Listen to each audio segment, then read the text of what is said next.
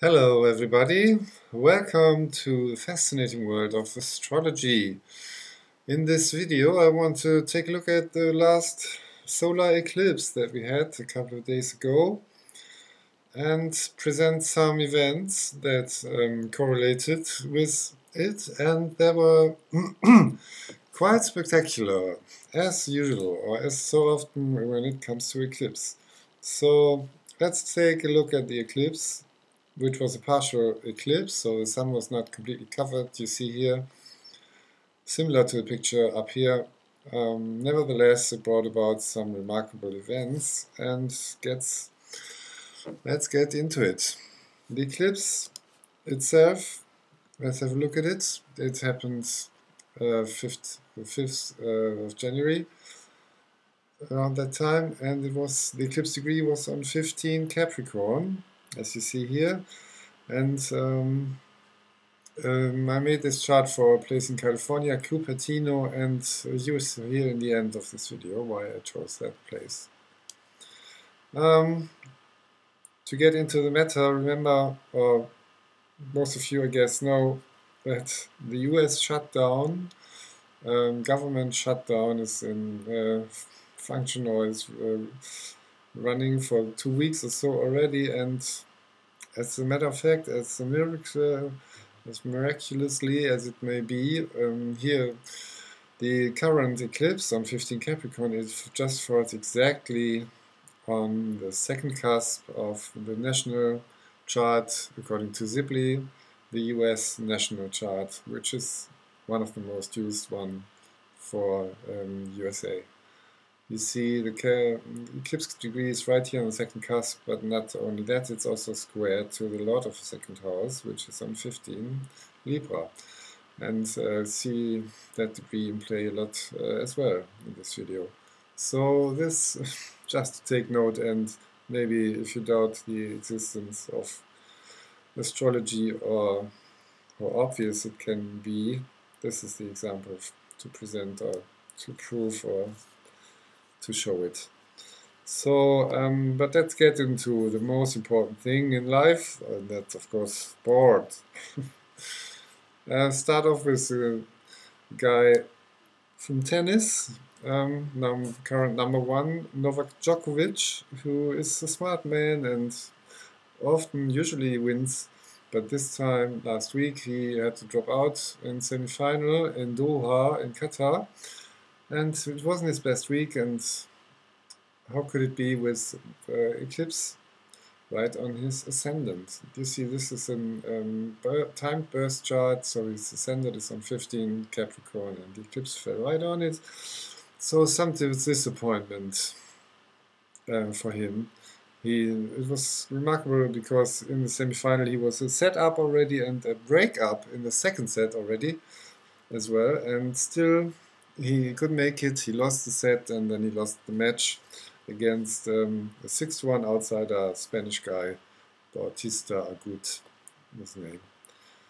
So that's one example which stood out, and I had an eye on it in advance beforehand and thought that maybe not the best day for him, and so it happened.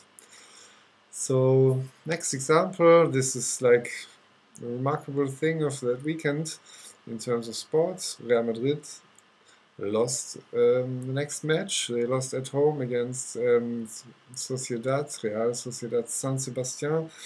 It was a nightmare night for them. Everything went wrong, like it was so often it can happen when eclipse is involved. And maybe let's start with the match chart, which the match was held on Sunday, early evening. The sun has moved further, but as it happens, it's on the descendant, sort of kind of like a reminder to the eclipse from the evening before. And also, like, the match started with a penalty in the second minute against Real Madrid with like this, the moon passing over the descendant, and from there everything went wrong, you could imagine, and it was a nightmare night because they got a red card and they got a second goal towards the end, and they got a player injured as well. German player Toni Kroos cannot play for several weeks now because he suffers from something in his upper legs injury. I don't know the English word for that. Adduktoren, we say in German. You see the eclipse is falling right on his Saturn. Saturn is on 16 and right in the eclipse degree, and the Sun also is not too far away, but let's leave it with Saturn. It was ruling not only the MC, but it's also ruling the 11th house, which is, in terms of the body, ruling the upper part of the legs, and that's where he got injured. And of course, it's most important, the moon is in tight square with the eclipse degree as well. And yes, he's injured now, and another problem for Real Madrid, but that's maybe it's only a side story. Main thing, of course, is manager from Real Madrid. His name is Solari. He's ruling the club for some months since summer. And I took a look at his chart before that weekend and thought that maybe a problem with the eclipse, because as it happens, the noon chart you see here, it has the Sun on 15 Libra in the center of this figure with Saturn and Neptune. So the eclipse fell square to his Sun, and that's usually not a happy script, to put it in the most simple way. Also, you see that the moon, this is the noon chart, and maybe he was born in the evening, and then the moon would still like 7 degrees further and would be right in this figure too. And thinking back now from how it came out, it might even be likely that the moon actually is around there too. So really bad night for him with this eclipse squaring his Sun. And the other guy, the story, as also often with eclipses, it kind of makes really big headlines, because the manager for Sebastian was a guy called Alguacil, and this was his first match as a chief manager, because the other guy just got sacked around Christmas, and he was in charge for the first time for his team, and won at Real Madrid straight away. So what a start! And what does he have in his chart? Well, things are not so clear, but the Sun is on close to the in a position with the eclipse degree, and for noon the moon is 20 here in Scorpio.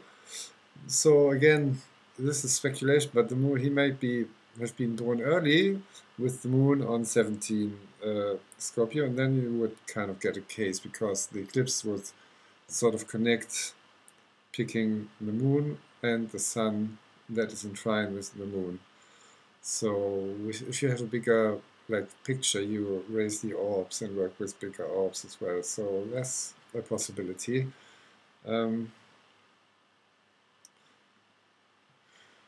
Not too unlikely actually. And I want to make another point, which is, some of you may think that this is far-fetched, but to my experience it's completely right, or to in the way of astrological thinking. There was a guy for Sebastian, who got the penalty, who scored the first goal, scored the penalty, and his name is, so he was kind of like the winner of the night, and his name is William da Silva from Brazil. And of course silver is the lunar thing, it's the lunar metal, silver. And as it happens to be so incredibly unlikely, if you go back to Solari, is of course he's the solar guy. Solari is the solar thing. So imagine the two things coming together. It's just remarkable. Third example in this clip, completely different, no sports, but major headlines. came over the weekend or beginning of the year with Apple dropping their share value over 10% in one day. And that happened the day after they announced publicly that the iPhone is not selling so well these days, to put it very simple. Next day, the shares dropped on 10%, which was, as I read, they lost $75 billion just within a day. So that's a thing you can raise an eyebrow over. Apple got incorporated in 1977, and as it happens to be, it was on the 3rd of January, and the sun was right there. It's very close to the eclipse degree. And in fact, this drop of 10%, this black day with their shares, it was just the 3rd of January 2019. So that's remarkable. You have, well, you have again like the sun here in square with Pluto and connected with this bigger figure. I'll say something about this in a moment. If you look at, there's also an official chart for the first trade of Apple shares in 1980, and this also has the spot marked with Mars that was eclipsed now. So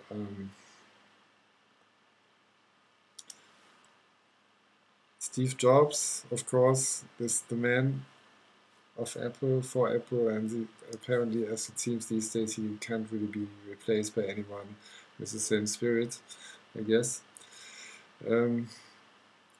This chart is not like really connected with the eclipse now, but just you should take a look at the close Venus-Jupiter opposition in this chart. That is exactly spot on. The current Pluto is sitting here and picking this up. And if you go back to the eclipse in the beginning, for the place Cupertino, California, it happens to be that the eclipse for this place happens with Pluto right on the descendant, so picking on this Venus-Jupiter opposition of Steve Jobs and putting this right in the spotlight. So major importance of this eclipse for this company. You could read this. So towards the end, things get even more weird, because before I started doing this video, I realized this is so crazy, so incredible. Because you may have noticed, if looking at Apple Incorporation, you might say that you saw this before somehow here. We have here Neptune and Saturn with Pluto, and in fact, you see this was January 1977, and going back to Solari, the manager for Real Madrid, he was just born 3 months before, and you see the same figure here. And Saturn was there when he was born, and then for Apple it returned 3 months later. It was retrograde and it returned to the same spot. So we have here, for him, we have the sun in the center, and then for Apple birth, so to say, we have Pluto here in the center. And this is just crazy. It's just remarkable, because I hadn't planned that, and these two things, completely unrelated stories, come together within this video on this desk, sort of through this eclipse idea. So what a remarkable coincidence.